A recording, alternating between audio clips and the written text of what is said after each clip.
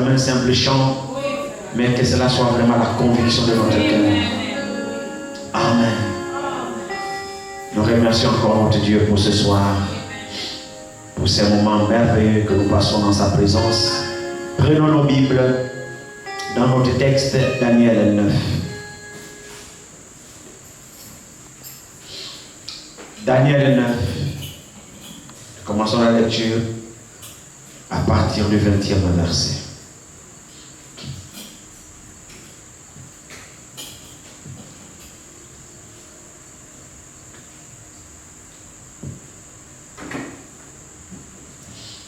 Daniel 9, à partir du 20e verset.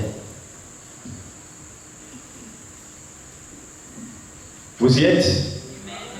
Nous lisons la parole du Seigneur.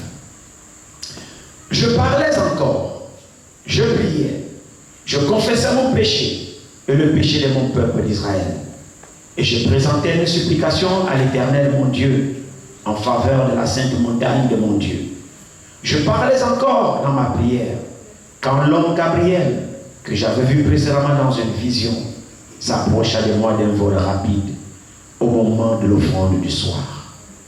Il m'instruisit et s'entretint avec moi. Il me dit, Daniel, je suis venu maintenant pour ouvrir ton intelligence. Lorsque tu as commencé à prier, la parole est sortie. Et je viens pour te l'annoncer, car tu es un bien-aimé. Sois attentif à la parole et comprends la vision. 70 semaines ont été fixées sur ton peuple et sur ta ville sainte, pour faire cesser les transgressions et mettre fin au péché, pour expier l'iniquité et amener la justice éternelle, pour sceller la vision de le prophète et pour oindre le Saint des Saints. Sache-le donc et comprends. Depuis le moment où la parole a annoncé que Jérusalem sera rebâtie jusqu'au Messie, au conducteur, il y a 7 semaines et 62 semaines. Les places et les fossés seront rebâtis, mais en des temps fâcheux. Après les 62 semaines, le Messie sera retranché et il n'aura pas de successeur.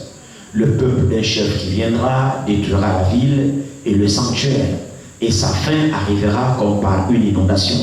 Il est arrêté que les dévastations dureront jusqu'au terme de la guerre. Il fera une solide alliance avec plusieurs pour une semaine. Et au milieu de la semaine, il fera cesser le sacrifice et l'offrande. Le dévastateur commettra des choses les plus abominables, jusqu'à ce que la ruine et ce qui a été résolu fondent sur le dévastateur. Amen. Notre Dieu, nous te disons encore merci pour la grâce que tu nous accordes encore ce soir. C'est vraiment un privilège d'être rassemblés dans ta maison. C'est vraiment un privilège, mon Père, d'être en ta compagnie, d'avoir une communion avec toi, de chanter ces louanges, glorifiant ton Saint-Nom, Seigneur, et avoir l'honneur d'écouter encore ta parole. Car nous sommes encore au temps où tu parles au peuple. Nous sommes encore au temps où tu lances ton appel à tous les pécheurs. Tu as dit, venez à moi, vous tous qui êtes fatigués et chargés, et je vous donnerai du repos. Seigneur, nous sommes des pauvres pécheurs. Nous sommes chargés de ce monde. Nous sommes fatigués du péché. Nous sommes fatigués du mensonge. Nous sommes fatigués du vol. Nous sommes fatigués de toutes choses, Seigneur. Nous voulons venir à toi, car auprès de toi se trouve le repos. Et ce soir, nous voulons, Seigneur, que tu nous accordes ce repos. Regarde à l'intérieur de nos cœurs, Seigneur. Notre seul désir, Seigneur Jésus, c'est de t'inviter, oh Dieu, que tu puisses, Père bien-aimé, établir ton trône. Bénis ces moments ce soir. Bénis ta parole qui vient d'être lue. Bénis chaque frère, bénis chaque soeur. Conduis-nous encore, Seigneur, ce soir, alors que nous nous attendons encore à toi. Sois l'honneur et la gloire. Au nom de Jésus, nous te le demandons, Père. Amen. Pouvez vous asseoir. Bon, avec notre thème, la thématique que nous avions voulu arrêter pour ces réunions de fin d'année, nous avions pris cette thématique. La fin de toutes choses est proche. Donc nous poursuivons avec cela jusqu'à la fin de nos réunions. Nous voulons vraiment voir avec l'aide du Seigneur les temps qui sont les nôtres, les temps qui sont à la fin, parce que nous savons que les choses ne continueront pas toujours comme ça. Dieu a marqué la fin de toutes choses selon les Saintes Écritures. Et nous sommes ici pour sonder les Écritures, pour voir ce que Dieu dit afin d'y prendre part. Nous ne voulons pas être séduits parce que quand le Seigneur viendra pendant son jugement, il n'y aura plus de moment de pouvoir s'échapper. Donc le temps que nous avons, c'est le temps que nous voulons consacrer à Dieu en méditant, en étudiant, en essayant de comprendre ce que Dieu a dit et qui s'accomplit en notre temps. Alors ce livre de Daniel ici, le livre de Daniel est assimilé à l'Apocalypse de l'Ancien Testament.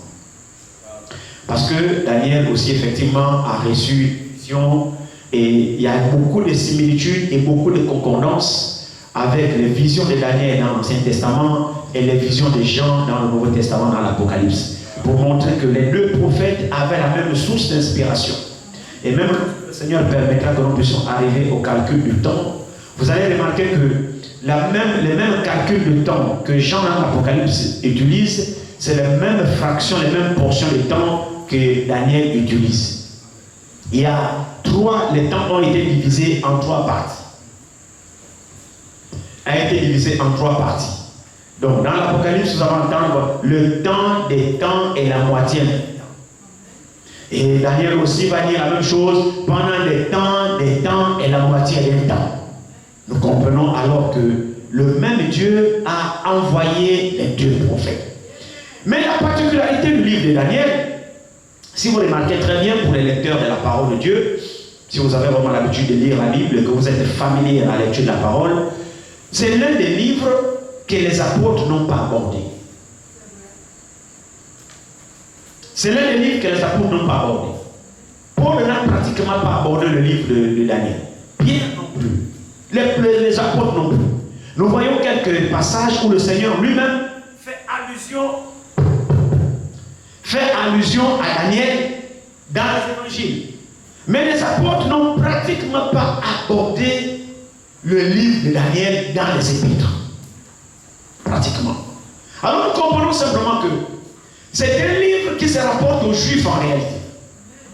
Parce que la prophétie de Daniel concerne exclusivement les Juifs. Parce que lorsque Dieu lui apparaît, Dieu lui parle et lui montre les événements en rapport avec son peuple, les Juifs. Donc Israël. Et nous avons essayé d'entamer cela hier pour voir que le peuple effectivement était en déportation à Babylone. Il convient peut-être de refaire encore l'historique. Je crois que chaque jour nous allons prendre un bout, nous nous laissons conduire par le Seigneur parce que pendant la méditation, le Seigneur a encore fait voir beaucoup de choses. Et il est important que nous puissions répartir un petit peu à zéro pour comprendre. Parce que vous devez comprendre que le peuple d'Israël a connu, je pense, 2 déportations différentes. Alors, de quelle déportation s'agit-il ici? Nous parlons en fait de quelle déportation? Alors, nous retournons un petit peu en arrière, bon, pas très loin. Nous allons repartir avec David. On va commencer par là-bas avec David. Alors, le royaume d'Israël était uni. C'était un seul royaume. Avec comme prophète d'abord initialement prévu Samuel. Alors Samuel était la bouche de Dieu et l'Éternel conduisait le peuple au travers de Samuel. Alors il est arrivé que le peuple effectivement a envié le modèle de fonctionnement des voisins qui avaient des rois, qui avaient des gens qui dominaient sur eux, ainsi de suite. Alors à partir de ce moment-là, Israël a demandé un roi. Oh non, nous voulons un roi. Ils se sont révoltés contre Samuel, le prophète de Dieu. Oh, nous voulons un roi. C'est là que dérangeait Samuel. Samuel a dit, mais pourquoi voulez-vous un roi? Est-ce que depuis que je suis prophète de l'Éternel parmi vous, et je vous ai prophétisé quelque chose au nom de l'Éternel qui ne se serait pas arrivé, ou depuis que je suis votre conducteur, vous ai-je déjà escroqué? Vous ai-je volé? Vous ai-je menti? Ou j'ai été un dictateur parmi vous? Ou je n'ai pas été un bon conducteur? Le peuple a dit à Samuel, non, il n'y a rien de tout ça. Tu ne nous as jamais prêché quelque chose de faux. Tu ne nous as jamais enseigné de fausses doctrines. Tu ne nous as jamais parlait au nom de l'Éternel et que cela ne soit jamais arrivé. Toutes tes prophéties, c'est vrai. Tu nous as toujours conduites d'une manière juste. Tu n'as jamais pris nos filles ou abusé de nos filles. Tu n'as jamais volé notre argent. En fait, tu as été un vrai guide, un véritable homme de Dieu. Alors Samuel va dire, mais alors, pourquoi voulez-vous un roi? Mais vous avez un roi. Votre roi, c'est l'Éternel. Moi, je suis simplement son représentant. Tout ce que je vous dis ici, je tiens de lui. Et depuis que vous suivez ce que Dieu vous dit, vous êtes un père. Dieu vous bénit, Dieu vous conduit. Pourquoi voulez-vous un roi? Oh non, non, de toutes les façons, nous voulons un roi. Tu ne nous as rien fait. Tu enseignes honnêtement, tu parles justement, tu prophétises correctement, tu diriges bien, ainsi de suite. Mais de toutes les façons, nous voulons quand même être comme les autres. On fait un roi. Comme c'est compliqué le peuple, hein? C'est vrai, non? Oui. Frère, le peuple est compliqué. Conduire le peuple de Dieu, vous devez avoir été appelé à le faire. Sinon, vous allez commencer à distribuer les malédictions. Parce que le peuple arrive à un moment donné, frère. Tu dis non, là, il faut exprès. Il faut que Dieu vous exerce. À la patience, à la tempérance, à l'amour. Déjà, vous ne pouvez pas conduire un peuple si vous ne l'aimez pas. Vous devez l'aimer. Et ce n'est pas l'amour que vous fabriquerez. Il faut que Dieu vous aide. Alors, Samuel a été dépassé de la demande du peuple. Et Samuel va aller chez Dieu chercher la face du Seigneur. Éternel. Voilà où, écoute. Moi, j'ai fait, écoute. Dieu a dit à Samuel, laisse. Pourquoi tu te mets en peine? C'est pas toi que le peuple rejette, c'est moi. Ils ne veulent pas de ma conduite. Ils ne veulent pas de ma conduite. Ils veulent la conduite des autres. Ils veulent ressembler aux autres églises. Ils veulent qu'on fasse à leur milieu ce qu'on fait dans d'autres églises. Ils veulent que les gens se comportent comme d'autres églises. Ils ne veulent pas la manière dont moi je les conduis, moi leur Dieu. Ils ne veulent pas. Ils sont fatigués de ma parole. Ils veulent à certains moments qu'on leur enseigne des fables. Ils veulent à certains moments qu'on leur fabrique des prophéties. Ils veulent à certains moments qu'on leur raconte des histoires à dormir debout. Mais comme depuis là tu ne parles, tu ne dis que ce que moi je dis, ils sont fatigués d'écouter chaque jour le ainsi par l'Éternel, le ainsi par l'Éternel, le ainsi par l'Éternel. Alors c'est pas toi qui le rejettent. En fait, c'est de moi qu'ils en ont marre de ma parole. Alors établis leur roi. Comme ils veulent un roi, établis leur roi. Dieu leur a accordé le roi. Et ils ont choisi Saül, le fils de Kis. Parce qu'il semblait être grand, c'était général, aguerri à la guerre. Ils ont dit, bon, celui-ci semble, il a une tête de roi parmi nous. Il peut bien faire l'affaire. Parce que nous voulons aussi avoir quelqu'un qui domine sur nous, qui arrache nos filles, qui prend aux femmes, qui dit aujourd'hui, cirez-moi les chaussures, aujourd'hui, amenez-moi à manger, aujourd'hui. C'est ça le peuple là. Ils veulent un dictateur à leur tête. Ils veulent un gourou à leur tête. Ils veulent quelqu'un qui les terrorise à leur tête. Mais ils ne veulent pas de Dieu qui les aime, qui prend soin d'eux, qui s'occupe d'eux, qui pourvoit leurs besoins, qui les guérit quand ils sont malades. Dieu est là parmi eux. Ils ont tout ce qu'ils veulent. Ils n'ont pas besoin de ça. Ils veulent un gourou. Ils veulent un dictateur. Dieu va dire à Samuel, donne-leur le roi. Mais avant de leur donner le roi, certainement ils ne savent pas ce que le roi va faire. Alors instruis-leur effectivement le comportement du roi. Le roi qui demande là, dit au peuple ce que le roi fera avec eux. Samuel va dire, ok, écoutez, le roi que vous demandez là, il est capable d'arriver dans ta maison, arracher ta femme, prendre tes filles vierges et dans les rois, de déposséder de tes biens. Vous vous souvenez d'Akab, non? Il a arraché la ville de Naboth. La ville de Naboth, vous vous rappelez? C'est ça le roi, il règne. Et il dit leur ce qu'ils attendent de ce roi. Voici à quel traitement ils sont exposés de la part de ce roi. Samuel leur a donné d'avance ce que le roi va faire. Le peuple a dit, c'est pas grave, il n'a qu'à faire. De toutes les façons, on le veut.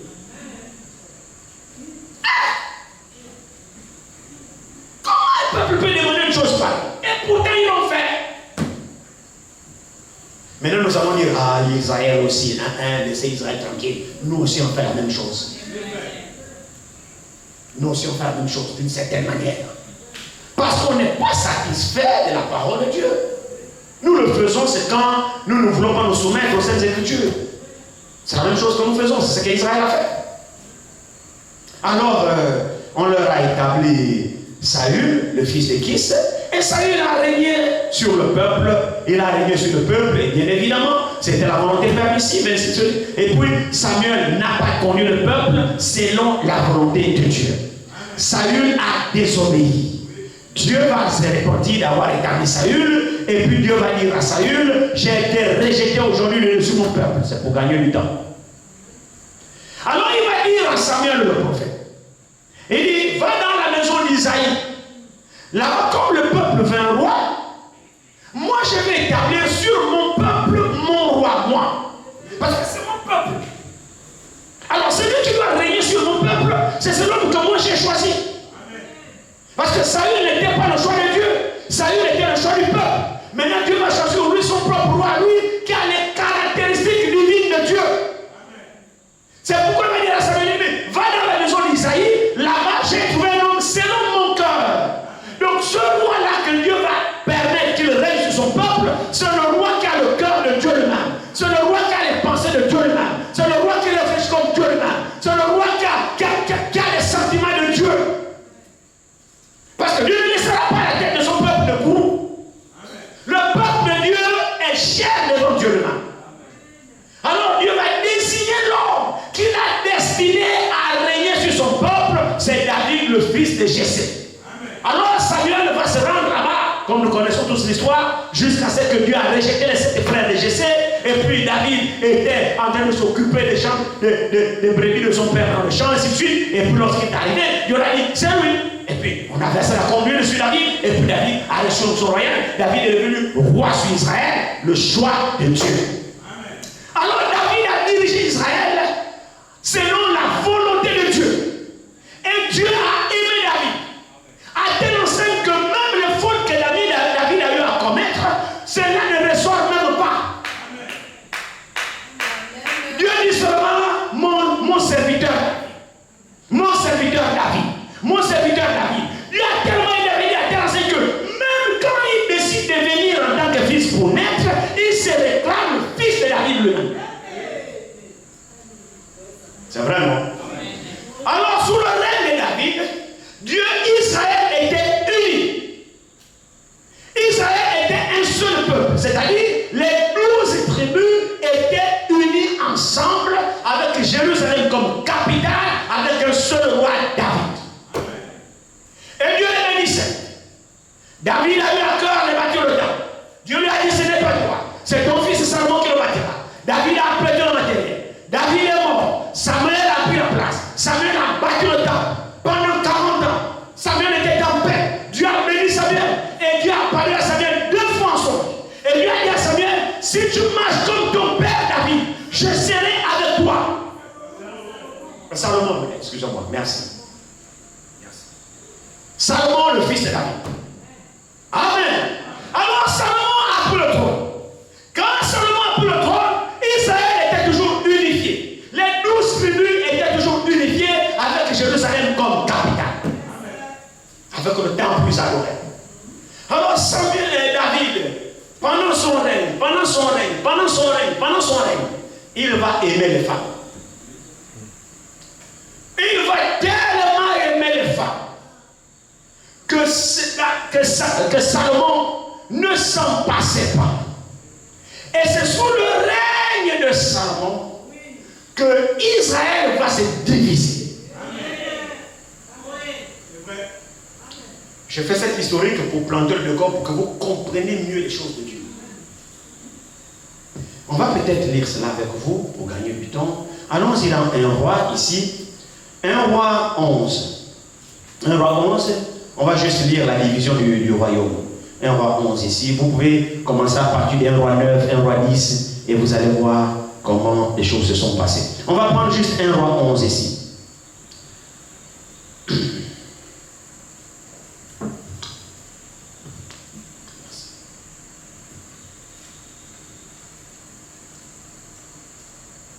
Voyons ce que Salomon a fait ici. Dans 1 roi 11, commençons au premier verset. Regardez ce que Salomon a fait ici. Vous vous souvenez lorsque il a été intronisé roi Salomon? Vous vous souvenez de sa prière, non? Dieu lui a apparu en songe. Est-ce que vous vous rappelez? Dieu lui a apparu en songe. Et Dieu lui a demandé, demande tout ce que tu veux. Vous vous souvenez encore? Et là, Salomon va dire, Dieu lui dit, demande tout ce que tu veux.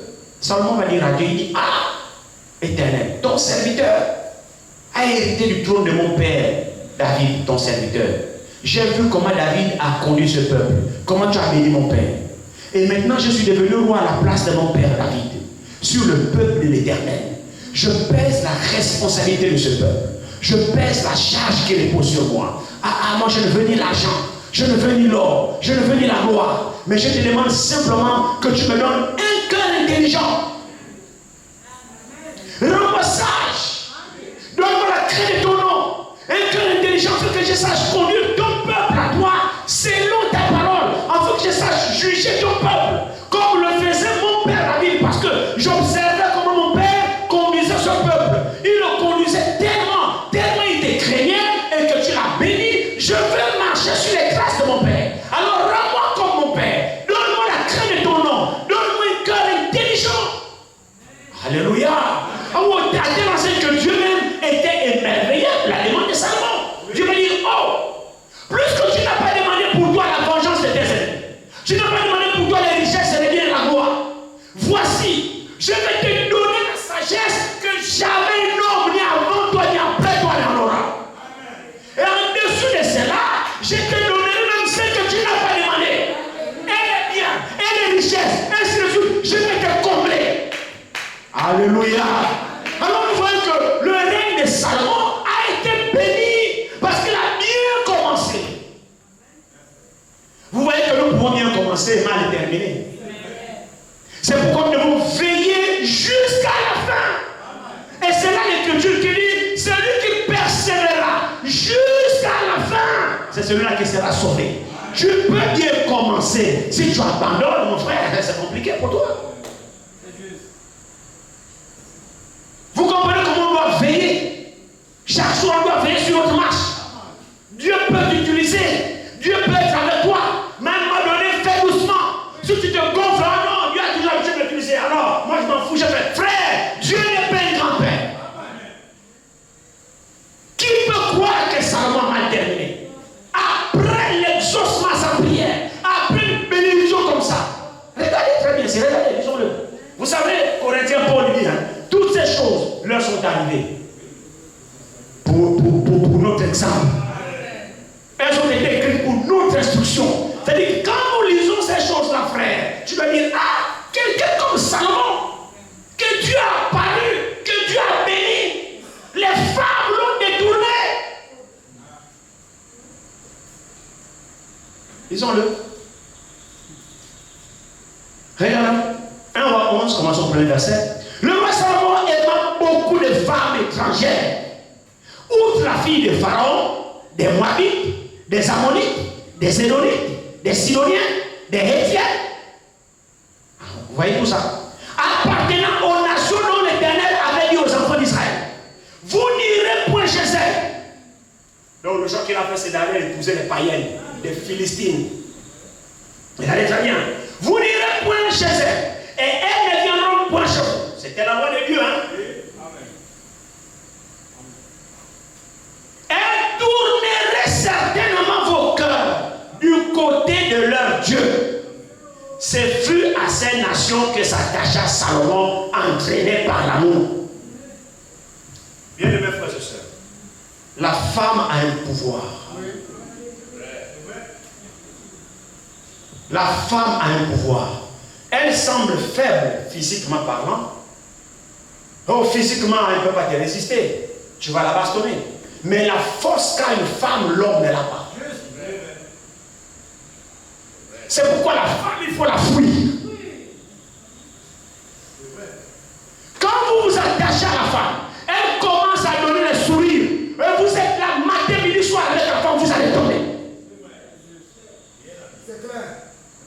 La femme, il faut la fuir. La femme dégage une notion d'attirance. Alors mieux vaut ne pas tenter le diable.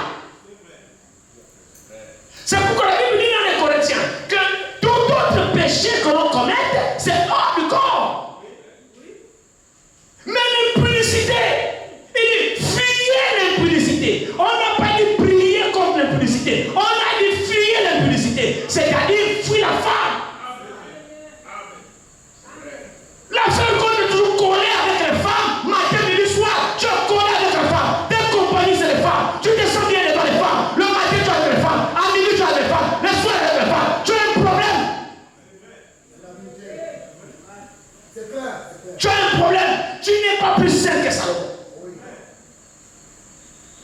Nous nous servons de ces choses pour dire Seigneur, aide-moi. Fouille, on dit fouille, on n'a pas dit prier. Le seul endroit où on a demandé de fouiller le diable, c'est le péché de l'impudicité. Toute autre chose, on dit prier. La victoire est dans la prière. La victoire est dans... Mais quand on arrive là, Dieu dit fouille. Dieu n'a pas dit prie. Respectons ça aussi. On n'est pas plus sage que les Écritures. Alors il dit, regardez Salomon aussi, regardez, on lit simplement. Il dit, finalement, ces femmes-là auxquelles il s'est attaché ont incliné son cœur. Donc l'amour a tourné le cœur de Salomon. Et pourtant, Salomon avait l'expérience de Dieu. Mais la femme a un pouvoir qui a réussi à arracher le cœur de Salomon. Et Salomon est mort en idolâtre. Figurez-vous. Lui qui a vu l'Éternel descendre dans sa gloire, dans la gloire de la Shekinah, le temple qu'il a bâti. À la consécration du temple, Salomon a vécu des choses extraordinaires. La présence du surnaturel est descendue dans le temple qu'il a bâti. À tel point que la fumée était tellement, avec la gloire de Dieu, ça m'a adressé une prière. Il dit, Seigneur, ce temple que j'ai bâti là, ton honneur, bénis-le. Et quelqu'un partout il sera en exil, pourquoi un esclavage, qui regarde les directions du temple, quand il prie, il exauce. C'est Salomon, non? Qu'est-ce qui s'est passé, monsieur Salomon? La femme. La femme. Le messager dit, la femme. Il a beaucoup d'autres armes, le diable. Mais son arme principale, c'est la femme. La femme est l'instrument principal dans la main de Satan pour basculer n'importe quel fils de Dieu. Qui a renversé Samson? C'est pas une femme? Qui a renversé Salomon? Ces choses ont été écrites pour nous. Pour nous. Que Dieu nous aide. Alors, il continue ici, il y eut 7. Écoutez le nombre de femmes de Salomon. Comment un homme peut avoir ça? Il avait vraiment un esprit. Hein? Bon, je ne le juge pas. Et écoutez, Salomon n'est pas perdu. Hein? Pour votre entendement. Non. Salomon est sauvé, il est dans la gloire. Il est mort en idolâtre, oui, mais il est sauvé. Combien le croient? Oui, Salomon est sauvé. Il ne faut pas que le diable vienne vous dire que Salomon est allé en enfer. Salomon n'est pas allé en enfer. Voilà. Mais nous montrons ici les erreurs qu'il a eu à commettre, à ne pas suivre. Ici, il y eut 700, écoutez, il y eut 700 princesses. 700 princesses pour femmes. Et 300 concubines. Et ces femmes détournèrent son cœur. Donc quand vous faites 700 plus 300, vous trouvez combien? Très bien. Maintenant, combien un homme va avoir 1000 go? C'était un phénomène, ça. Salomon était quand même un phénomène. 1000! C'est-à-dire qu'il voit rouge, oui, moi c'est celle-là. Il voit là-bas noir, oui. Il voit bleu, oui. Il voit foncé, oui. Toutes les couleurs, il tirait sur tout ce point. 1000! 700 femmes et 300 copines. Quand vous ajoutez la 1000, son père a eu 500, la moitié. Il dit non, moi je double mon père. Parce que David, lui, il avait 500. Il dit non, moi je double mon père. Moi je boucle 1000, une bonne fois. Chiffre rond. C'est-à-dire que quand il fait le tour là, il commence à chercher en toilette. Pour arriver chez Sophie, c'est peut-être 15 ans plus tard que tu vas voir Salomon. c'est quand même 1000, hein? Frère, c'est 1000. Moi, je ne sais pas. C'est-à-dire que quand il est arrivé chez toi, là, Antoinette, je ne sais pas en quelle année. Et toutes ces 1000 là n'avaient pas le droit d'avoir un copain. Vous attendez votre tour que Salomon fasse la ronde pour arriver chez toi. Donc tu dois chômer pour attendre Salomon. C'est compliqué. Mais là, regardez très bien ici, regardez. Et écoutez très bien, c'est vraiment triste cette histoire ici. Nous ne sommes pas à l'abri, hein. Nous ne sommes pas à l'abri. Et regardez maintenant ici. Verset 4. À l'époque de la vieillesse de Salomon, ces femmes inclinèrent son cœur vers d'autres dieux. Et son cœur ne fut point tout entier à l'Éternel son Dieu, comme l'avait été le cœur de David de son père. Salomon alla après Astarté, divinité des Sidoniens, et après Milcom, l'abomination des Ammonites. Et Salomon fit ce qui est mal aux yeux de l'Éternel. Et il ne suivit point pleinement l'Éternel, comme David de son père. Alors Salomon bâtit sur la montagne qui est en face de Jérusalem un haut lieu pour Kemosh, l'abomination de moi, et pour Moloch, l'abomination des fils d'Amon. Tout cela, ce sont ces femmes. Chaque femme exigeait bâtiment le temple pour mon Dieu. Mon Mbouri, mon Djobi. Mais ce sont ces femmes. Ah, il doit se débrouiller. Et il les aimait toutes. Et il le fit ainsi pour toutes ces... Je suis au verset 8. Et il le fit ainsi pour toutes ces femmes étrangères qui offraient des parfums et des sacrifices à leur Dieu. Verset 9. L'Éternel fut irrité contre Salomon parce qu'il avait détourné son cœur de l'Éternel, le Dieu d'Israël, qui lui était apparu 2 fois. Comme quoi Dieu peut nous visiter. Comme quoi on peut avoir de vraies expériences avec Dieu et après abandonner ce Dieu-là. Et Dieu va te focaliser sur la vieille expérience depuis 2015 que tu as eu là. Mais pourtant tu as déjà abandonné ce Dieu. C'est une possibilité. Que Dieu nous aide. Il dit ici, il lui avait à cet égard défendu, verset 10 sur verset 10, il lui avait à cet égard défendu d'aller après d'autres dieux. Mais Salomon n'observa point les ordres de l'Éternel. Et l'Éternel dit à Salomon, puisque tu as agi de la sorte et que tu n'as point observé mon alliance et mes lois que je t'avais prescrites, je déchirerai le royaume de dessus toi et je le donnerai à ton serviteur. Seulement, je ne le ferai point pendant ta vie, à cause de David, ton père. C'est de la main de ton fils que je l'arracherai. Je n'arracherai cependant pas tout le royaume. Je laisserai une tribu à ton fils, à cause de David, mon serviteur, et à cause de Jérusalem que j'ai choisi. Amen. Alors, pour aller un peu vite, voilà comment Dieu annonce effectivement la colère de Dieu sur Salomon n'est pas liée à son salut. Non. C'est vrai que Salomon a mal agi, mais Dieu n'a pas rejeté Salomon. Dieu a seulement dit, je vais déchirer le royaume. Donc la conséquence du péché de Salomon fut la séparation, la division du royaume d'Israël. Dieu a dit, je vais diviser le royaume à cause de ce que tu as fait. Mais à cause de David, mon serviteur, quand je pense à ton père, comment cet homme m'a aimé, comment moi je l'ai aimé, je ne vais pas arracher tout Israël et le donner à tes ennemis. Je vais garder une tribu pour mon serviteur et surtout pas partager ma ville sainte de Jérusalem.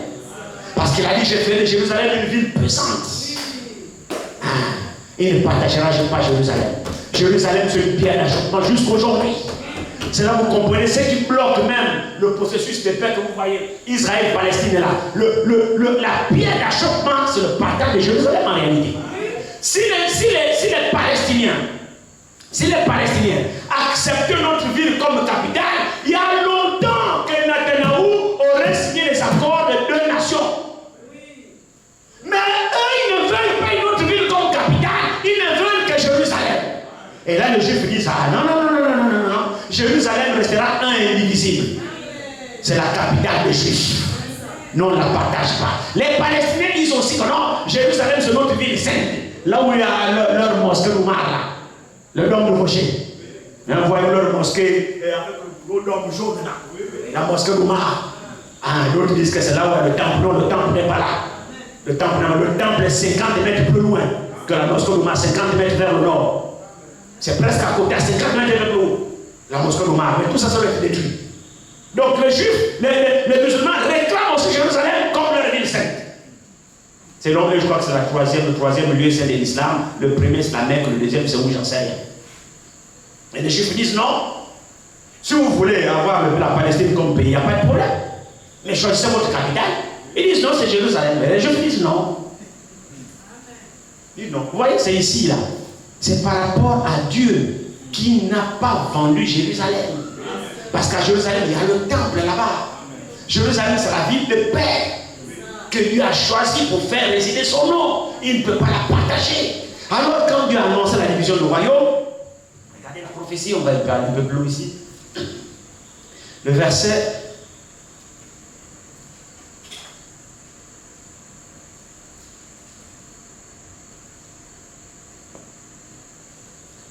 Alors, nous sautons, nous arrivons. Toujours 1 roi 11, nous arrivons, prenons à partir du verset 29, 1 roi 11. Dans ce temps-là, Jéroboam c'était le serviteur de Salomon. Jéroboam étant sorti de Jérusalem, fut rencontré en chemin par le prophète Akija de Silo. Revêtu donc, après que Dieu a dit à Salomon que je vais déchirer le royaume, alors voici comment il annonce leur prophète. Et ici, dans ce temps-là, Jéroboam, étant sorti de Jérusalem, fut rencontré en chemin par le prophète Akija de Silo, revêtu d'un manteau neuf. Ils étaient tous deux seuls dans les champs. Akija saisit le manteau neuf qu'il avait sur lui, le déchira en 12 morceaux, et dit à Jéroboam, prends pour toi 10 morceaux, car ainsi parle l'Éternel, le Dieu d'Israël. Voici, je vais arracher le royaume de la main de Salomon, et je te donnerai 10 tribus. Amen. Donc, quand Dieu annonce à Salomon par rapport à son péché, et puis il annonce par le prophète la confirmation. Je te donnerai 10 tribus. Il dit, mais il aura une tribu à cause de mon serviteur David, et à cause de Jérusalem, la ville que j'ai choisie sur toutes les tribus d'Israël. Et c'est là parce qu'ils m'ont abandonné et se sont prosternés devant Astarté, divinité des Sidoniens, devant Kemosh, le dieu de Moab, et devant Milcom, dieu des fils d'Amon. Et parce qu'ils n'ont point marché dans mes voies pour faire ce qui est droit à mes yeux et pour observer mes lois et mes ordonnances, comme l'a fait David, père de Salomon. Je n'ôterai pas de sa main tout le royaume, car je le maintiendrai prince tout le temps de sa vie, à cause de David, mon serviteur, que j'ai choisi et qui a observé mes commandements et mes lois. Voilà. Donc ici, c'est la division du royaume. Comme vous entendez, quand le royaume a été divisé, après la mort de Salomon, le royaume a été divisé, 10 tribus sont allées d'un côté et 2 tribus sont allées d'un autre côté. Les 2 tribus que Dieu a préservées avec Jérusalem comme capitale, c'est la tribu de Juda et de Benjamin. Ce sont les 2 tribus qui sont restées à Jérusalem comme capitale. Maintenant, les 10 autres tribus, ce sont les tribus qu'on appelle le royaume d'Israël, avec capitale la Samarie. C'est pourquoi depuis ce moment-là, si vous lisez dans la Bible, vous verrez toujours 2 rois. Un qui règne en Samarie, un qui règne en Juda. Un qui règne en Samarie, un qui règne en Juda. Tout ça, c'est Israël, mais divisé en 2 blocs. Donc, 2 royaumes. Donc, notre déportation que nous parlons ici, il s'agit des 2 tribus. Voilà pourquoi je suis retourné en arrière, pour que nous puissions comprendre avec quelle tribu Dieu traite et que les 70 semaines ont été données. Vous comprenez cela? Donc ici notre déportation. Maintenant les 10 tribus d'Israël sont allés aussi en déportation, à ne pas confondre. Eux ils sont allés en déportation en Assyrie. Maintenant les 2 tribus, Benjamin et Juda, sont allés en déportation à Babylone, avec Daniel. Donc nous ici nous traitons avec les 2 tribus.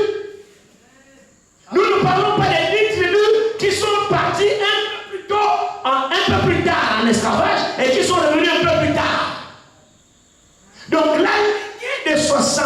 se mènent ici sont avec la lignée des 2 tribus. Je voulais vraiment poser cette base pour que nous puissions évoluer. Est-ce que les choses sont claires? Très bien. Donc, la déportation ici, que Gabriel a visité Daniel, c'était les 2 tribus. Et leur déportation, c'était en l'an 606 avant Jésus-Christ. En l'an 606 avant Jésus-Christ, qu'ils ont été déportés à Babylone. Et ils sont restés là pendant 70 ans. Et c'est à la 68e année que l'ange Gabriel, lorsque Daniel maintenant lit dans les prophéties, qu'il va tomber dans la prophétie de Jérémie, Jérémie chapitre 25, ou Jérémie, on va peut-être lire ça aussi.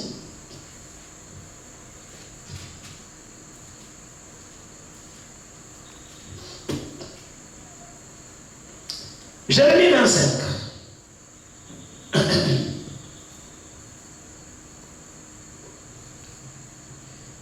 La parole fut adressée à Jérémie sur tout le peuple de Juda.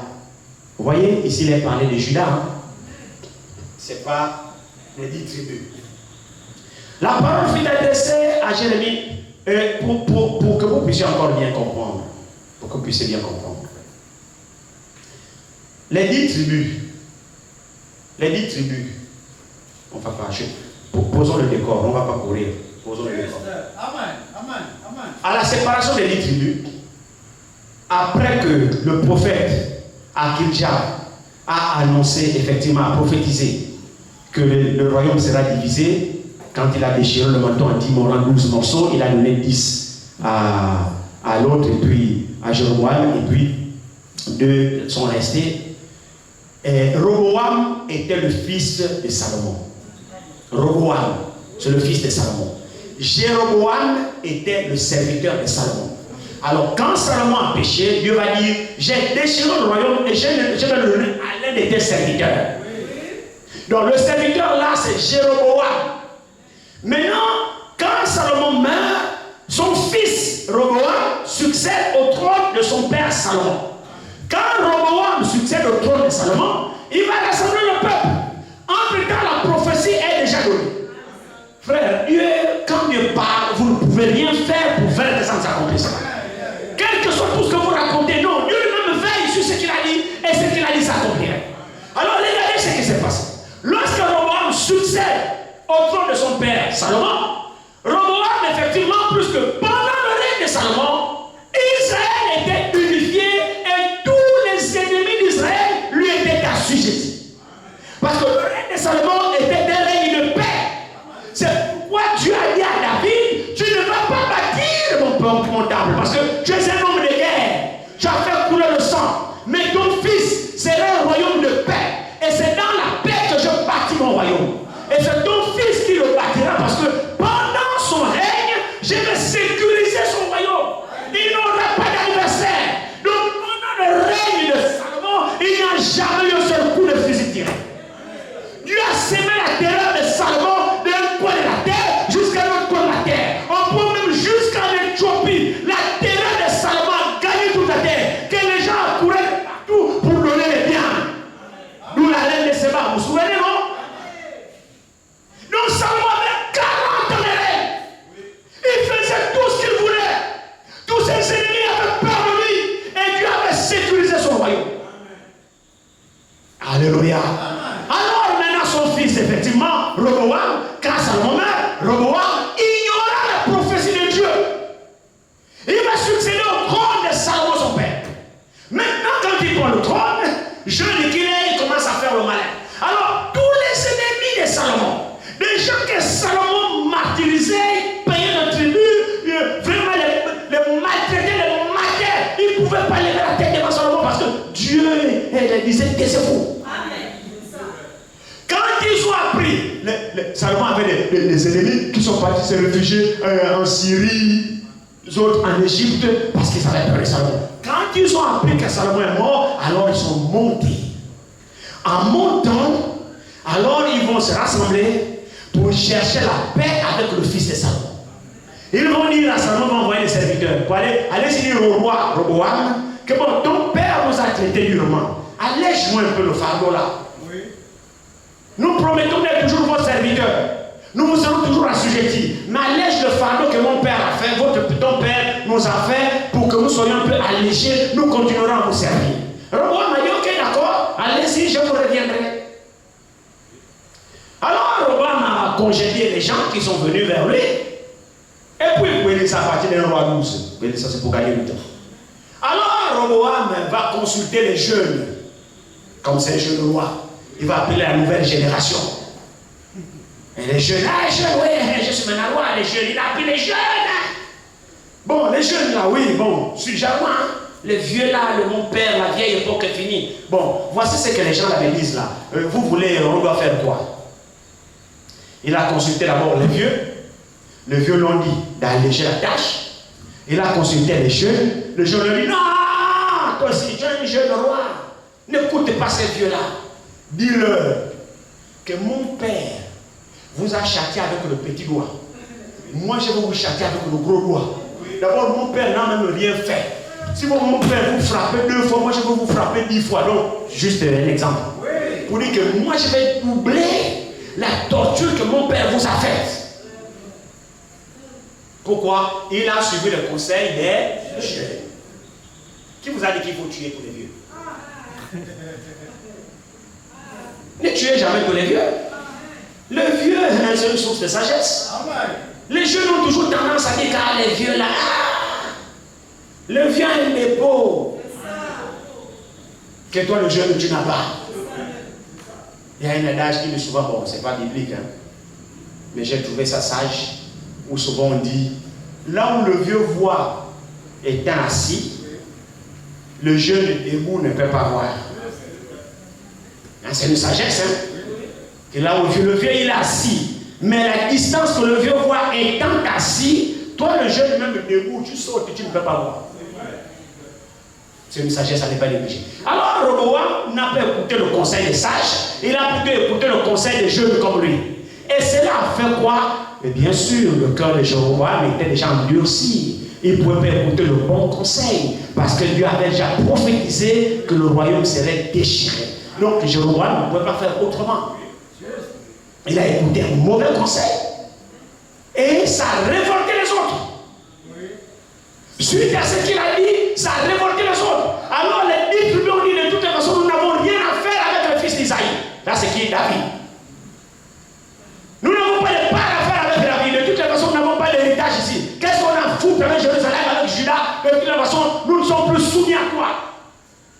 Alors, Jéroboam, qui est devenu roi des 10 tribus, a empêché aux autres de monter à Jérusalem où il y avait le temple. Donc lui, il a conçu les temples des idoles, il a fabriqué des sacrificateurs pour empêcher le reste d'Israël de monter à Jérusalem à adorer. Donc le premier à pratiquer l'idolâtrie, c'est Israël avec Samarie comme capitale. Ce sont les premiers idolâtres. Israël, donc la tribu d'Israël, avec Samarie comme capitale. Et c'est de là-bas où est venu le roi Akab. Vous vous souvenez, non? Le roi Akab. Ils avaient déjà abandonné l'Éternel. Et Israël adorait maintenant les montagnes, les histoires, les dieux étrangers, tout ça. Ils partaient plus à Jérusalem. Mais quand il y avait les guerres, les 2 rois avaient toujours un problème de solidarité. Quand Israël est attaqué, il fait recours à Juda. Malgré que le peuple était divisé, ils savaient qu'ils étaient tous frères. C'est pourquoi vous vous rappelez que lorsque Akab est allé en guerre, il a appelé Josaphat, roi de Juda. Viens m'aider, mon frère. Vous vous rappelez, non? Donc ici, notre texte s'adresse aux 10 tribus qui sont allés à Babylone. Aux 2 tribus, pardon, excusez-moi, aux 2 tribus, donc Juda et Benjamin, qui sont allés à Babylone. Et c'est de là-bas, évidemment, où Daniel, qui était de cette tribu-là, cherchait la face du Seigneur. Alors, dans Jérémie 25, ici, voyons, revenons là rapidement, il dit, la parole, verset 2, la parole que Jérémie prononça devant tout le peuple de Juda et devant tous les habitants de Jérusalem en disant, depuis la 13e année de Josias, fils d'Amon, roi de Juda, il y a 23 ans que la parole de l'Éternel m'a été adressée. Je vous ai parlé dès le matin, et vous n'avez pas écouté. L'Éternel vous a envoyé tous ses serviteurs, les prophètes. Il les a envoyés dès le matin, et vous n'avez pas écouté. Vous n'avez pas prêté l'oreille pour écouter. Ils ont dit, revenez chacun de votre mauvaise voie et de la méchanceté de vos actions, et vous resterez dans le pays que j'ai donné à vos pères, que j'ai donné à vous et à vos pères, d'éternité en éternité. N'allez pas après d'autres dieux pour les servir et pour vous prosterner devant eux. Ne m'irritez pas par l'ouvrage de vos mains, et je ne vous ferai aucun mal. Mais vous ne m'avez pas écouté, dit l'Éternel, afin de m'irriter par l'ouvrage de vos mains, pour votre malheur. C'est pourquoi, ainsi parle l'Éternel des armées, parce que vous n'avez point écouté mes paroles, j'enverrai chercher tous les peuples du septentrion, dit l'Éternel, et j'enverrai auprès de Nebuchadnezzar, roi de Babylone, mon serviteur. Je le ferai venir contre ce pays et contre ses habitants et contre toutes les nations alentour, afin de les dévouer par interdit et d'en faire un objet de désolation et de moquerie, de ruines éternelles. Je ferai cesser parmi eux les cris de réjouissance et les cris d'allégresse, les chants du fiancé et les chants de la fiancée, le bruit de la meule et la lumière de lampe. Tout ce pays deviendra une ruine, un désert, et ces nations seront asservies au roi de Babylone pendant 70 ans. Mais lorsque ces 70 ans seront accomplis, je châtierai le roi de Babylone et cette nation, dit l'Éternel, à cause de leurs iniquités. Je punirai le pays des Chaldéens et j'en ferai des ruines éternelles. Je ferai venir sur ce pays toutes les choses que j'ai annoncées sur lui. Tout ce qui est écrit dans le livre, ce que Jérémie a prophétisé sur toutes les nations. Car les nations puissantes et les rois et les grands rois les asserviront. Eux aussi, et je leur rendrai selon leurs œuvres et selon l'ouvrage de leurs mains. Car ainsi m'a parlé l'Éternel, le Dieu d'Israël. Amen. Alors Dieu va annoncer à cause de leur rébellion, parce que Juda est devenu aussi rebelle, et Dieu va annoncer par Jérémie que vous serez là-bas pendant 70 ans. Je crois qu'on va poursuivre peut-être lundi, parce qu'au passage, je voudrais vous annoncer que nous prierons pour les malades demain dimanche. Donc s'il y a des cas de maladie, nous prierons demain dimanche. Et nous poursuivons notre programme. Donc dimanche, s'il y a des cas de maladie, des gens qui souhaiteraient que l'on prie pour eux, venez demain. Nous prierons pour tous les cas de maladie demain par la grâce de Dieu. Et nous verrons aussi demain, nous poursuivrons avec ça, où nous aurons un message spécialement sur la guérison divine. On verra comment le Seigneur nous conduira. Alors ici, ils vont partir en esclavage à Babylone. Et quand le temps est arrivé, Daniel va comprendre par les livres que les temps sont proches. Daniel va se mettre à chercher Dieu. Daniel va se mettre à confesser son péché. Et après cela, nous allons voir que lorsque Daniel a pris la résolution de chercher Dieu, Dieu a dépêché Gabriel pour lui donner une réponse. Et nous voyons que lorsque Gabriel était venu pour répondre à Daniel, Gabriel ne lui parle pas des 70 ans qui tirent déjà à leur fin. Quand Gabriel répond à Daniel, Gabriel annonce maintenant le futur d'Israël. Pour dire maintenant à Daniel que 70 semaines. Parce que souvent, vous savez, quand nous on était au début dans cette parole-là, on confondait souvent les 70 années et 70 semaines. Il y avait toujours la confusion là-dedans. C'est plus tard qu'on a compris. Alors, l'ange va dire que 70 semaines ont été fixées sur ton peuple, qui n'ont rien à voir avec les 70 ans qui sont déjà à la fin. Et l'ange va maintenant instruire à Daniel ce qui va arriver à la suite de son peuple. Et que depuis que la parole a été promulguée, que Jérusalem sera rebâtie, la ville et les fossés, jusqu'au Messie, il y aura 62 semaines dans cette semaine. Alors ça, c'est l'ange qui dit ça. Ça, c'est absolument important. Ça, c'est Gabriel, depuis le ciel, qui amène ce message frais à Daniel. Et il donne même les références de quand est-ce qu'on va commencer à décompter ce temps. Il dit ceci. Depuis que la parole est sortie, la parole disait quoi? De rebâtir Jérusalem jusqu'au Messie. Il y aura 62 semaines et 7 semaines. Donc vous devez faire 69 semaines. Mais c'est subdivisé en 3 parties. Vous avez 62 semaines, vous avez 7 semaines et vous avez 69 semaines, vous avez 62 semaines, vous avez 7 semaines et vous avez 1 semaine. Alors si vous remarquez très bien, j'aimerais que nous puissions revenir là-dessus. C'est vraiment un enseignement. Nous allons en faire comme un enseignement, ce n'est pas une prédication. Parce qu'il faut que ces choses soient comprises. Retournons rapidement dans Daniel et comprenons qu'est-ce que Gabriel dit à Daniel ici.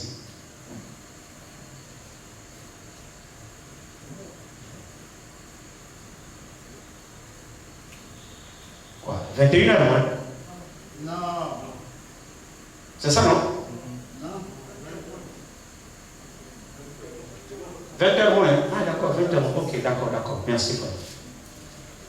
D'accord. Retournons rapidement. Voyons un peu qu'est-ce que l'ange dit exactement à Daniel. Regardez très bien ici. Prenons le verset 24, à partir du verset 24. 70 semaines ont été fixées sur ton peuple et sur ta ville sainte pour faire cesser les transgressions, pour mettre fin au péché. Nous verrons tout cela par la grâce de Dieu. Pour expier l'iniquité et amener la justice éternelle, pour sceller la vision et le prophète et pour oindre le Saint des Saints. Donc 6 choses. Maintenant écoutez très bien, verset 25. Sache-le et comprends. Depuis le moment où la parole a annoncé que Jérusalem sera rebâtie jusqu'au Messie. C'est merveilleux. C'est vraiment merveilleux. Regardez très bien. Donc Gabriel vient. Daniel est à Babylone, en esclavage avec sa troupe. Alors Daniel le visite là-bas. Il dit écoute, sache-le, depuis que la parole a annoncé. C'est quelle parole? Parce qu'il dit ici, c'est l'ange qui dit ça. Hein? C'est Gabriel qui dit ça à Daniel. Regardez très bien. Verset 25. Sache-le donc et comprends. Depuis le moment où la parole a annoncé que Jérusalem sera rebâtie jusqu'au Messie, au Consolateur, il y a 7 semaines et 62 semaines. Qui a annoncé cette parole? Parce que figurez-vous, lors de la déportation, Jérusalem a été détruite. Tout a été détruit. Tout a été saccagé. Le temple saccagé. Tout saccagé. Les ustensiles ont été pris. Donc Jérusalem était en ruine. Alors il y avait 2 missions. La mission de rebâtir le temple, premièrement, et la mission de rebâtir la ville et même Jérusalem. Donc il y avait 2 choses. Maintenant, ce que l'ange dit à Daniel, c'est absolument important, frère, que nous puissions prêter attention à la parole. Ce que Gabriel annonce à Daniel, ce n'est pas la reconstruction du temple. Non. Ce que Gabriel dit à Daniel, c'est la reconstruction de la ville. C'est ça ici, regardez bien ici. Sache donc et comprends, depuis le moment où la parole a annoncé que Jérusalem sera rebâtie. Donc là, il s'agit de rebâtir la ville de Jérusalem. Parce que Jérusalem était en ruine. Maintenant, qui devait annoncer ça? Parce qu'ils sont tous en esclavage. Ça ne concerne pas les 10 tribus. On les a éliminés. Vous suivez, hein? Il s'agit de 2 tribus qui sont à Babylone. C'est avec eux que Dieu travaille. Il ne s'agit pas des 10 tribus qui sont dans la Syrie. Mais les 2 tribus qui sont allées à Babylone pour 70 ans. Maintenant, le messager de Dieu, Gabriel, donne les indications à Daniel. À partir du moment où les 70 semaines ont été établies,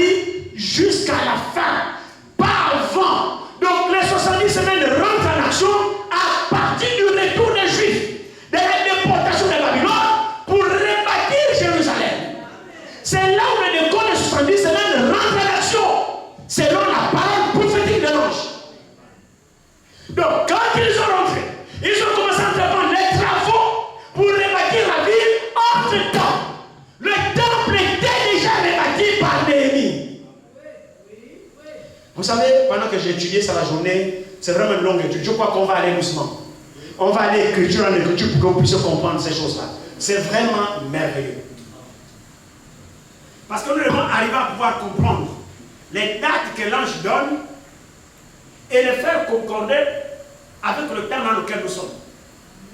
Parce que c'est pas toujours... la fin de toute chose est proche, d'accord, tout le monde dit ça. Mais nous voulons être certains de ce que nous avançons. Et la certitude-là ne vient pas de nous, elle vient des saintes écritures. Alléluia. Comme je l'ai dit. Vous savez, quand vous prenez dans Luc chapitre 21, vous allez remarquer que Jésus là-bas parle. Que Jérusalem sera foulée aux pieds. Jusqu'à ce que le temps des nations s'accomplisse. Là, Jésus fait le mention des nations. Amen. Donc, Jérusalem a été foulée aux pieds. Pourquoi Jérusalem a été foulée aux pieds? C'était prophétique. C'est-à-dire, nous, les nations, on n'a pas de temps. Nous, on n'a pas de temps. Le temps appartient aux Juifs. C'est pourquoi le messager dit, si vous voulez regarder au calendrier, regardez quel jour nous avons, regardez au calendrier. Vous voulez voir quelle heure il est, regardez à votre montre. Maintenant, il va ajouter pour dire, si vous voulez voir à quel temps nous sommes, prophétiquement parlant, regardez à Israël. Israël est l'horloge de Dieu. Beaucoup n'ont pas compris quand le messager disait ça, mais c'est parce qu'Israël a un temps défini, donné par Dieu. Le temps d'Israël, c'est 70 semaines. Et prophétiquement parlant, les 70 semaines, nous avons plusieurs calendriers. Nous avons plusieurs calendriers. Le calendrier que nous utilisons en ce moment, c'est le calendrier quoi, romain, je pense. Hein? C'est le calendrier romain. C'est un calendrier façon. Hein? C'est un calendrier façon. Où le mois tombe 28 jours, l'autre mois 30 jours, l'autre mois 31 jours. C'est un calendrier façon. Où les années changent. L'année 365 jours, l'autre année 366 jours. C'est façon. Mais ce n'est pas ce calendrier-là que Dieu utilise. Dieu utilise un calendrier prophétique. Et dans le calendrier prophétique, chaque mois a 30 jours.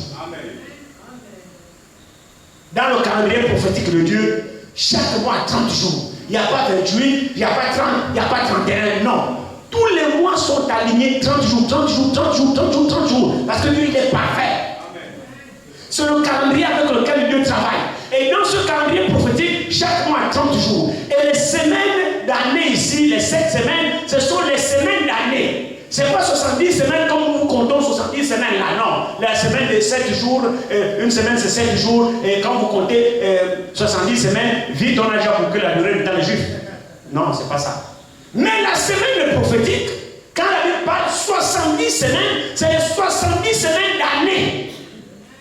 À raison d'une semaine égale 7 ans.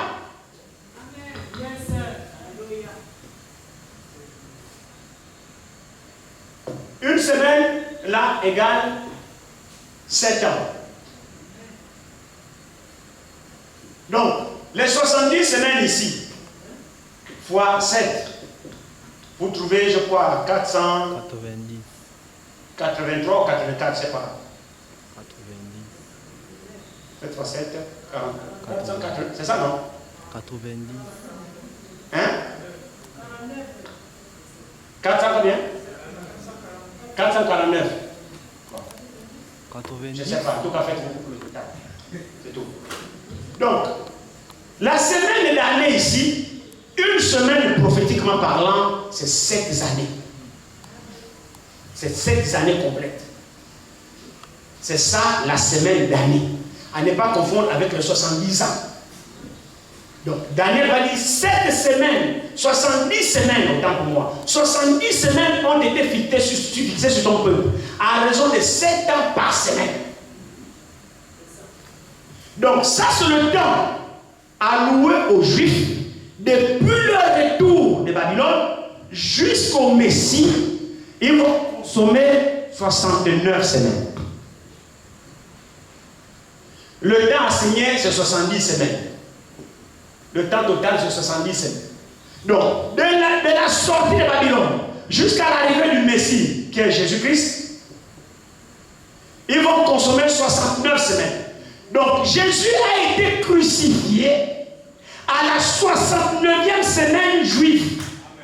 Sur les 70 semaines annoncées, qui est la durée totale que Dieu traite avec le peuple d'Israël, du retour de la déportation de Babylone jusqu'à la du Messie. Donc 70 semaines. Maintenant, ils ont déjà, quand Jésus est venu, il a été crucifié à la 69e semaine. Donc, Israël a déjà consommé prophétiquement 69 semaines de leur temps. Alors, il reste à Israël une semaine à consommer dans leur temps prophétique pour atteindre les 70 semaines, le total. Maintenant, la 70e semaine-là, Dieu a bloqué le compteur juif à la 69e semaine quand ils ont rejeté le Messie. Quand Jésus est venu chez les Juifs ne l'ont pas reconnu. Ils l'ont tué, ils l'ont rejeté. C'est là où vous entendez Gabriel dire à Daniel qu'au milieu de la 62e semaine, le Messie sera retranché. Le Messie, c'est Jésus. C'est avant même que Jésus ne vienne. Parce que là, ils sont partis à la déportation à 606 avant Christ et ils sont revenus à 483 ans, je crois, après, à 536 ans avant Christ. Donc c'est ce qui fait 68 ans. Vous pouvez calculer 70 ans. Vous pouvez calculer ça. Alors, quand le Messie est venu, ils l'ont rejeté et le compteur juif a été bloqué. Donc aujourd'hui, prophétiquement parlant, il reste une semaine à Israël. C'est-à-dire 7 ans. 7 ans qui ne se sont pas accomplis. Maintenant, pendant que je suis en train de vous parler ici, Dieu est en train de traiter avec nous les nations. Amen. Dieu ne traite plus avec les Juifs. Amen. C'est ça le plan de Dieu. Pendant que vous voyez là, Dieu est en train de traiter avec les nations. Les nations, c'est nous toutes les nations à part Israël. Dieu nous a mélangés, nous tous, en un bloc appelé les nations ou alors les gentils. Israël, c'est le peuple de Dieu. Le peuple choisi de Dieu. Le pays de Dieu. Eux, c'est le peuple de Dieu. Mais nous sommes les gentils. Hein? Les Chinois, les Indiens, les Gabonais, les Américains, les Français, les Guinéens, les Maliens, les Sénégalais, les Haïtiens. Nous, tout le bloc là, par Israël, on nous appelle les gentils. Donc, les gens des nations. Maintenant, nous, les gens des nations, nous, on n'a pas un temps biblique avec lequel Dieu travaille avec nous. Donc, notre temps, c'est par rapport à Israël. Nous allons approfondir ça dans la semaine. Notre temps, c'est par rapport à Israël. Donc, quand Jésus a été rejeté des Juifs, Dieu ne travaille plus avec Israël. Amen. Donc, toutes les guerres que vous voyez là, Dieu n'est plus là-bas. Amen. Mais ce n'est pas que Dieu les a abandonnés. Non, Dieu ne les a pas abandonnés. Si vous regardez les missions données ici, retournons rapidement dans Daniel 9. Retournons rapidement. Daniel 9. Regardez ici. Regardez.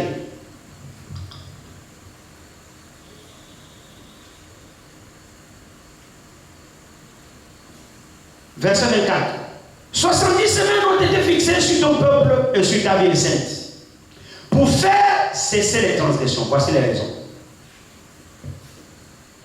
Premièrement, dans les 70 semaines, les raisons c'est quoi? Premièrement, pour faire cesser les transgressions.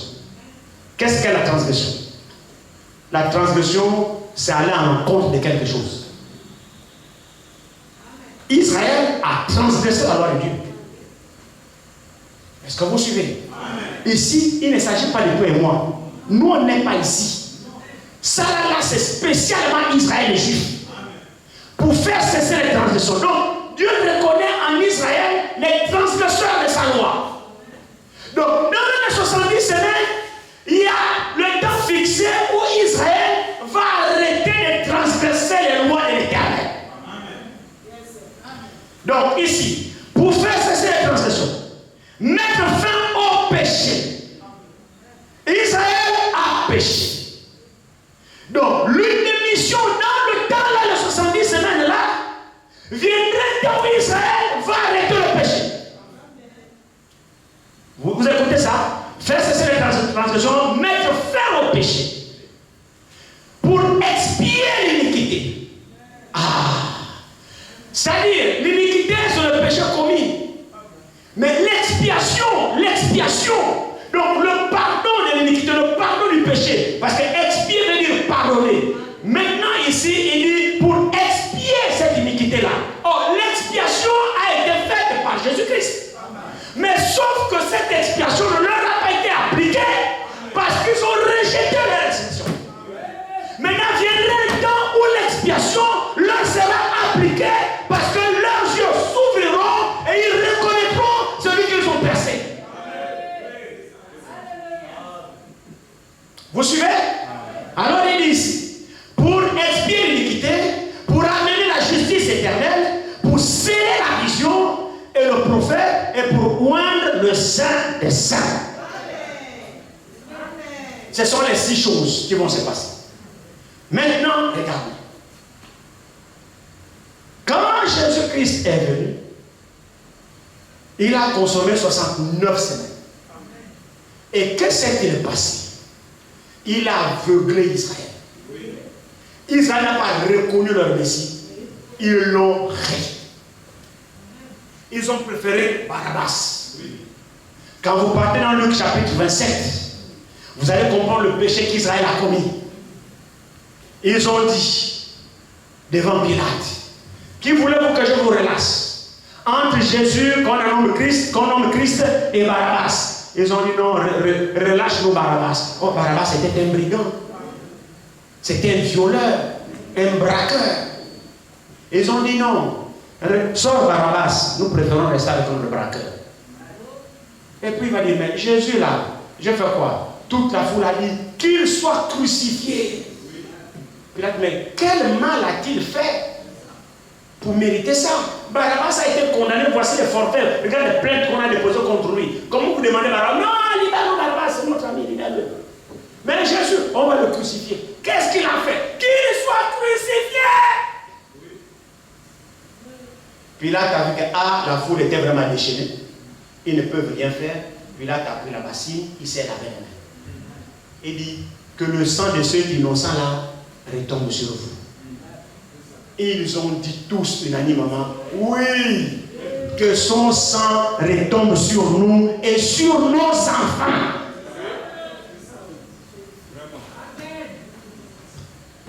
Le sang de Dieu, le sang innocent qui était là pour les sauver. Mais il fallait que les choses en soient ainsi. Il fallait que les choses en soient ainsi. Je vais juste vous lire quelques passages. On va arrêter là. On va poursuivre prochainement. Allons-y dans Romains 11, je pense. Je vais vous lire quelque chose ici dans Romains 11.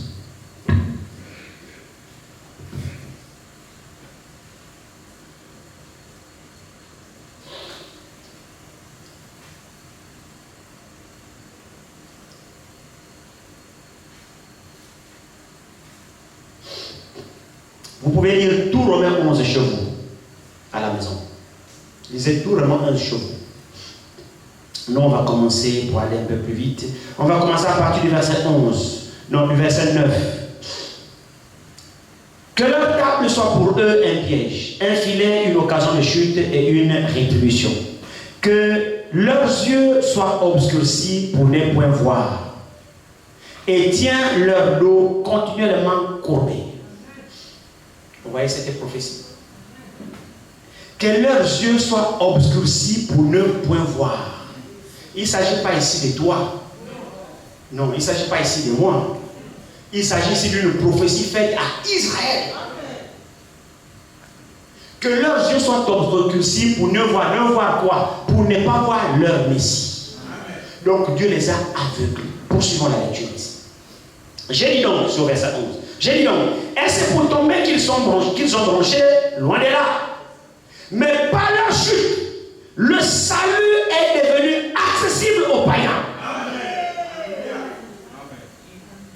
cela?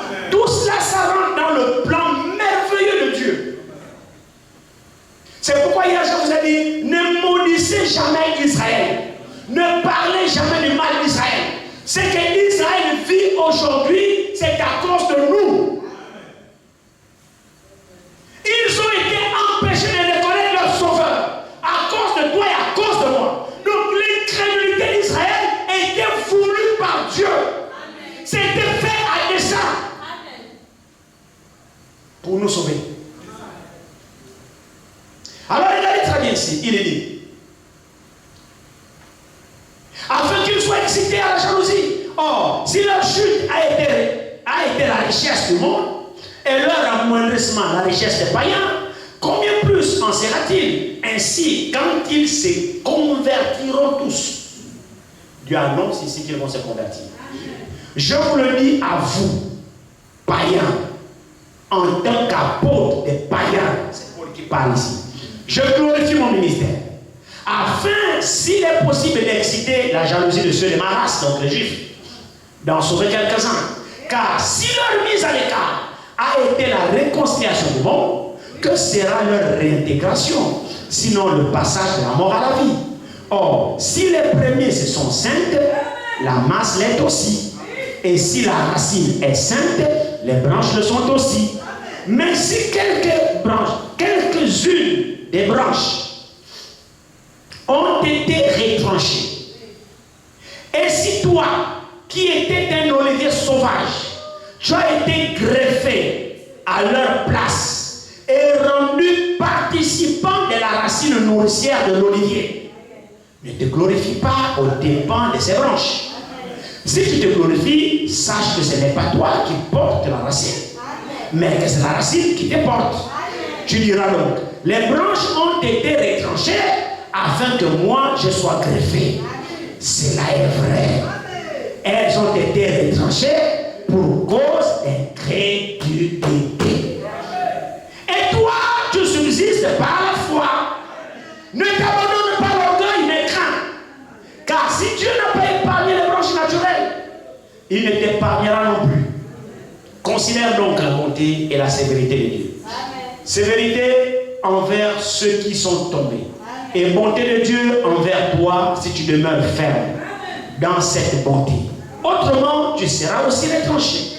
Eux-mêmes, s'ils ne persistent pas dans l'incrédulité, ils seront greffés. Car Dieu est puissant pour les greffer de nouveau. Si toi, tu as été coupé, tu as été coupé de l'olivier sauvage, selon sa nature, et greffé contrairement à ta nature sur l'olivier franc, à plus forte raison, eux seront-ils greffés selon leur nature sur leur propre olivier. Car je ne veux pas, frère, que vous ignorez ce mystère. C'est un mystère. Afin que vous ne vous regardiez point comme sages.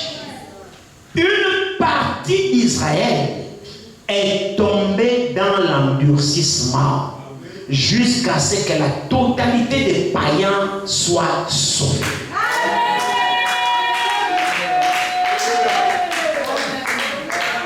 Alléluia. Donc Israël jusqu'à ce soir sont dans l'endurcissement. Pourquoi? Pour que toi ici tu sois sauvé et que moi je sois sauvé. Je demanderai au frère François dans la semaine, frère, fais-nous le tableau, celle de chandelier. Le chandelier avec les 7 anges de l'église. On pourra terminer la leçon avec ça parce que nous saurons situer les âges de l'église par rapport à la 70e de Daniel. Pour que nous puissions réellement comprendre quand nous disons que la fin de toute chose est proche, pour que nous puissions réellement comprendre de quoi il s'agit. Alors Dieu a retranché son peuple. Dieu a aveuglé Israël. Il les a empêchés de reconnaître leur Messie.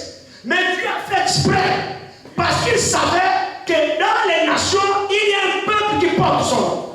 Et les nations, c'est toi et c'est moi. C'est pourquoi l'évangile s'est tourné vers nous les nations, vers nous les païens.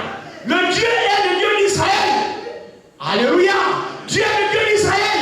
Mais dans le plan de Dieu, il avait aussi un peuple parmi les nations.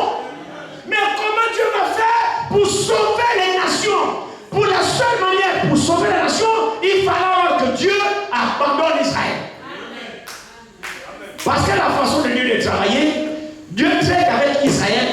nations. Et quand Dieu traite avec Israël, il ne traite pas avec nous. Et quand Dieu travaille avec les nations, il laisse Israël. Dieu ne travaille pas avec les deux blocs au même moment. Non. C'est comme ça que Dieu a scellé l'histoire du salut. En deux blocs. Un bloc, son peuple, les Juifs. Il traite différemment avec eux. Et l'autre bloc, le reste des nations, qu'on appelle les païens. Donc, le temps dans lequel nous sommes, c'est le temps des païens, où Dieu est en train de traiter avec nous. Et le temps des païens a été réparti en 7 âges différents.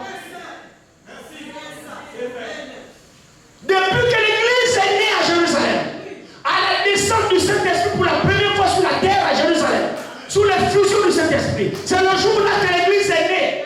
Avant la Pentecôte, il n'y avait pas d'Église de Dieu. Non, l'Église est née à Jérusalem. Le jour que le Saint-Esprit est descendu, pourquoi on appelle ça la Pentecôte? Parce que la Pentecôte, c'est le jubilé. Amen.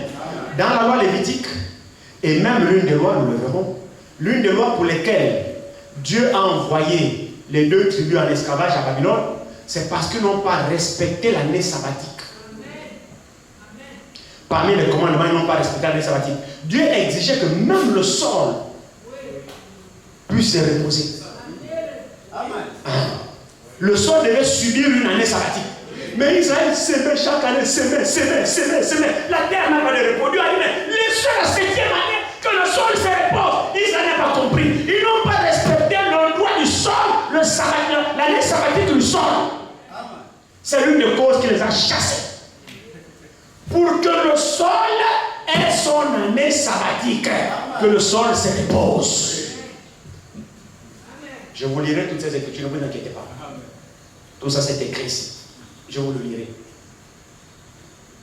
Et le jubilé, c'est la 50e année. Or, quand Jésus est mort, il est ressuscité. Et là, il est avantageux pour vous que je m'en aille. Si je ne m'en vais pas, l'esprit qui agit en moi ne viendra pas sur vous. Alors, quand il est ressuscité, il agissait avec les disciples pendant 40 jours. Il apparaissait pendant 40 jours. Or, le jubilé, c'est 50 jours. Qui symbolise la délivrance, la liberté. Le chiffre 50 typifie le jubilé. Alors, quand Jésus est monté le 40e jour, ils sont restés là pour l'attendre. Il a dit, allez-y attendre à Jérusalem. Vous recevez une puissance. Ne vous éloignez pas de Jérusalem. Ils sont allés à la chambre haute pour attendre dans la prière. Ils ont attendu 1 jour, 2 jours. Dieu ne fait rien comme ça. Dieu attendait le 50e jour pour la délivrance du jubilé. C'est pourquoi le 50e jour, 10 jours après l'ascension de Jésus, le 50e jour, donc 40 jours d'apparition et 10 jours d'attente, ça fait 50 ans que Jésus a vaincu la mort. Il a vaincu le séjour de mort et il a renvoyé la vie. Le 50e jour, le peuple a été libéré de la mort. Ils ont reçu Dieu et l'homme se sont unis à nouveau. C'était le véritable jubilé, le 50e jour. C'est pourquoi on appelle ça la Pentecôte. Ça n'a rien à voir avec la Pentecôte de nom aujourd'hui. Les églises, nous sommes l'église pentecôtiste, il n'y a rien de pas. Pentecôte, c'est l'expérience du Saint-Esprit. C'est ce qu'on appelle la Pentecôte. C'est pourquoi nous sommes les véritables pentecôtistes. C'est-à-dire le peuple au milieu duquel le Saint-Esprit agit. Hein? C'est ceux-là les vrais pentecôtistes. Amen. Ce n'est pas la Pentecôte de la dénomination, non. La Pentecôte de l'expérience.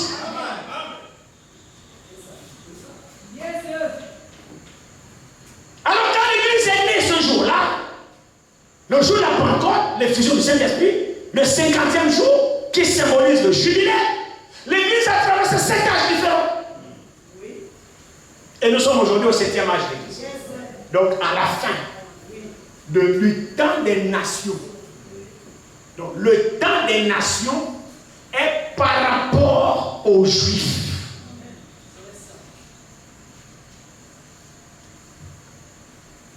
je me rends compte que je ne vous ai même pas lu l'écriture.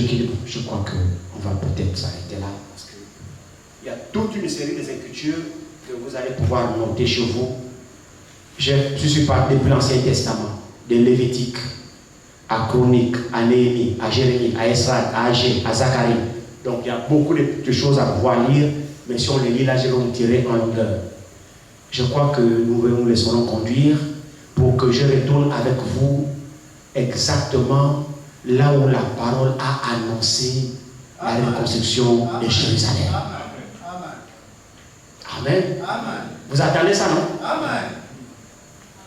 C'est écrit ici, ne vous inquiétez pas. C'est dans Esdras. C'est sous le règne du roi Artaxerxès. J'ai toujours des soucis avec ce nom. Artaxerxès. J'ai toujours des soucis avec ce nom. C'est le roi Artaxerxès, je pense. Artaxerxès. Nous aussi, il a un nom comme ça. C'est sous son règne. C'est sous son règne. Vous pouvez lire ça à partir d'Esdras chapitre 4. Je gagne seulement du temps. Esdras chapitre 4. Sous le règne d'Artaxerxès, qui a donné l'ordre effectivement que Jérusalem doit être rebâtie. Doit être rebâtie. Alors c'était pendant l'époque de Zorobabel. De Josué, fils de Shatir. Amen. C'est cette équipe-là qui était des contemporains. Ce sont eux qui vivaient pendant cette époque avec Agé. Nous allons parcourir les autres cultures, nous allons voir ça. Ce sont cette époque-là, ce sont eux. Entre-temps, Néhémie s'était déjà évertué à rebâtir le temple pendant que le temple subissait plusieurs interruptions. Le roi Cyrus a d'abord donné l'ordre. Qui de vous parmi son peuple, qui doit retourner à Jérusalem pour rebâtir le temple? Là, il s'agit du temple. Mais l'ange dit, quand la parole est sortie, disant que Jérusalem sera rebâtie. Parce que nous voulons être fidèles à l'ordre de l'ange. Donc, la loi, les 70 semaines, prennent effet à partir de l'ordre de la reconstruction de Jérusalem. Mais entre-temps, Cyrus avait déjà été réveillé et qui a demandé aux esclaves, qui parmi vous ira à Jérusalem pour rebâtir, pas Jérusalem, mais le temple. Est-ce que vous suivez ça? Alors le peuple s'est porté garant. Mais l'ange ne fait pas référence à cet événement-là. Non. Gabriel donne la référence à partir du moment où la parole est sortie que Jérusalem doit être rebâtie, pas le temple. Nous devons être précis. Et ne vous inquiétez pas, je vous donnerai également aussi des citations là-dessus.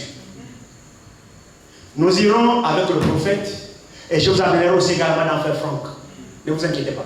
Tout ce que nous enseignons, nous n'inventons pas ça. Nous voulons être fidèles à l'écriture. Je crois que je préfère m'arrêter là aujourd'hui et nous verrons comment le Seigneur nous conduira demain. Parce que demain, nous avons la ligne de prière. On va prier pour les malades. Nous verrons comment le Seigneur nous conduira. Est-ce que c'est sur le même enseignement que nous continuerons demain? Nous verrons. C'est le Seigneur qui décide.